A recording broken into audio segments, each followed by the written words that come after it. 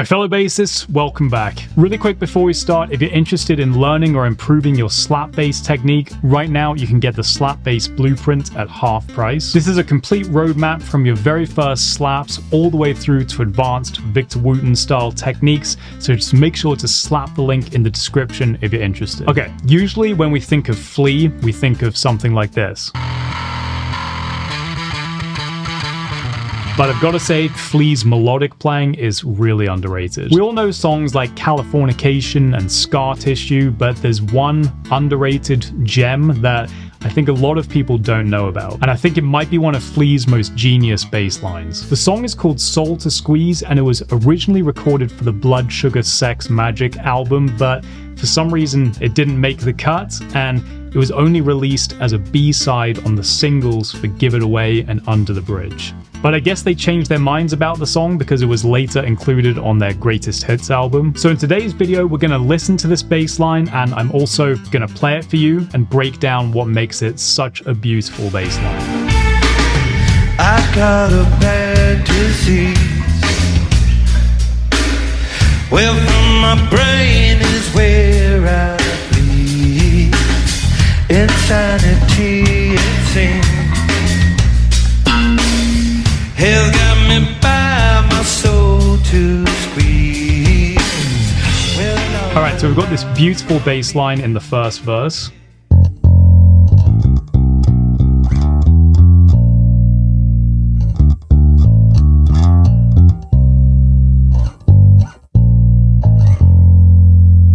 The opening two bars are just so nice. It's mostly just standard F major scale stuff. He's following most of the cardinal rules of bass playing, making sure to hit the root note as each chord changes. But he does throw in a chromatic approach with the B natural, which adds some really nice color. If it were not a chromatic approach, it would be B flat. But I think that B natural really just makes things sound more interesting. He also makes really nice use of space. He's alternating back and forth between simple playing and busy playing. This creates a really nice tension and release, which just helps the song breathe.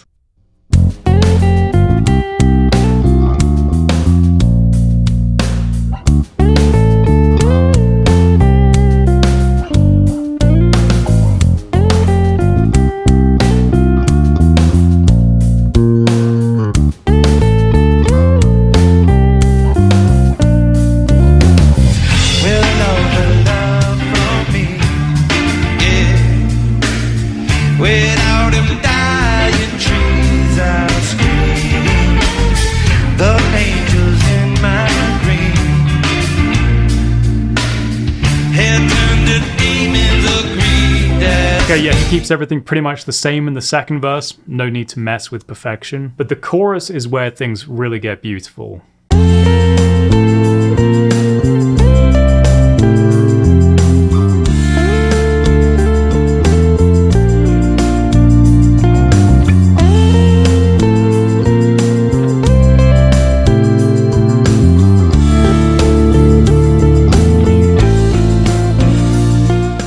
I love this bass line so much. It's so sparse and simple, but every note feels like it's exactly where it should be. It's mostly just based around very simple scale patterns. You got 1, 3, 4, 5. And then you got 5, 3, 1, 2.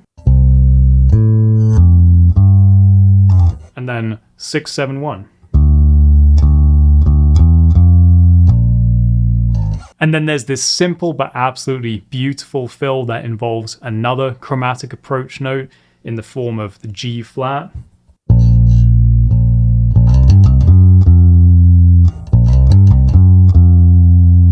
That chromatic approach just makes it sound so bluesy and relaxed, which is exactly what the song wants. He could have done this. Or this.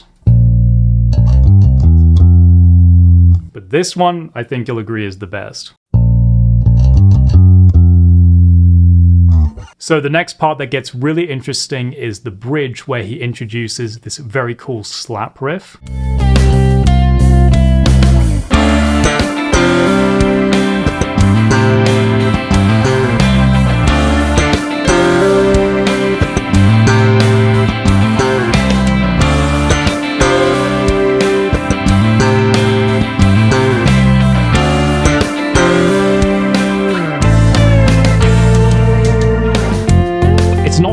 technically that crazy, but it's very creative. It starts off with a typical octave slap, but then we have a chord on fret 10 on the D and G, which is actually basically a C power chord, but you're hammering on from 4 to 5.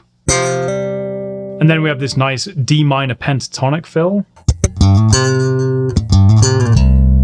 But what I love most about this section is the tone that Flea gets. It has some awesome overdrive to it, and it's got that signature growl that you can pretty much only get from a Music Man Stingray. It sounds extra powerful, so even when you're playing up high on fret 10 on D and G, it still sounds huge. Okay, the last verse is very similar as well to the previous verses, so we'll just skip ahead to the final choruses, which is where I think Flea really has his genius moment. It's kind of hard to hear on the live version, but luckily for you, I transcribed the studio version and I checked, made sure it's note for note perfect, and I'm gonna play it for you now.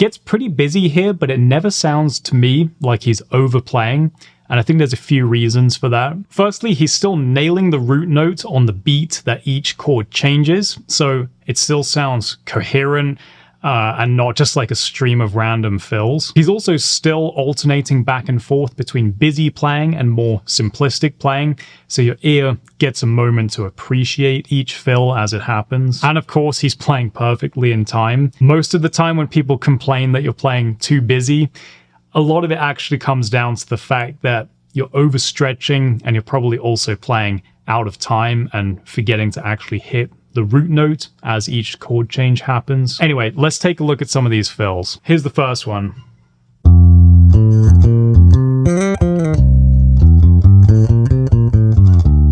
It starts off with this nice ascending phrase where we basically just do 1, 3, 4, 5 in F major, but we're alternating back and forth between the root and each of those higher pitches. Get this nice bit. And that's just going from the 9 to the octave. And then we go to C. And here we just run up and down the F major scale, starting on E. So nice. The next one starts off exactly the same, but then it has these beautiful 16th note triplets on the end of it.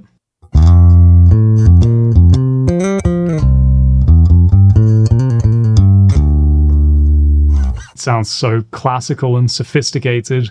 And then here's the last one.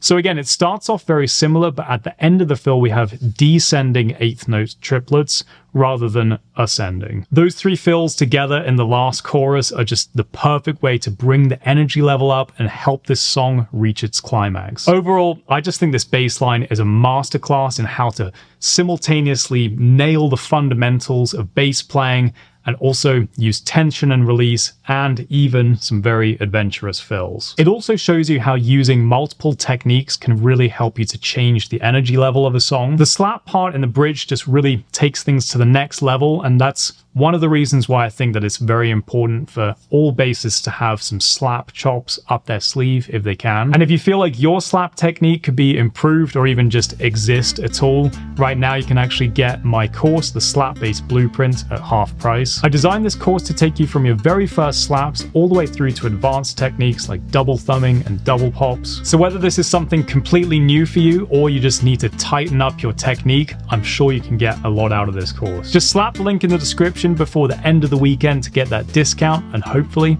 I'll see you there. Thanks so much for watching, have fun practicing, and I'll see you in the next lesson.